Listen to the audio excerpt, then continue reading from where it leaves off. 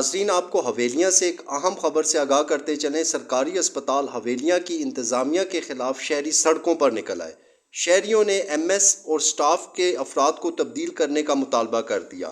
मुकर्ररीन अमीर मुआविया चौक पर खिताब करते हुए कहा कि टाइप D अस्पताल का MS अवाम के साथ नारवा सलूक रखता है। खाकरोब और लाशों की साजो सामान की चोरी पर भी बात की।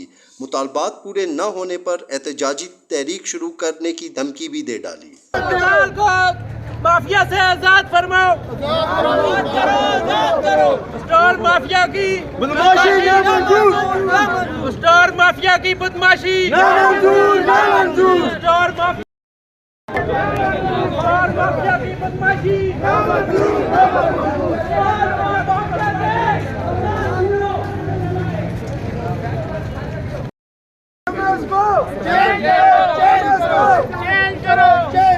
MS को चेंज करो,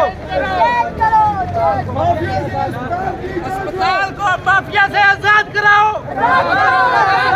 अस्पताल को माफिया से आजाद कराओ।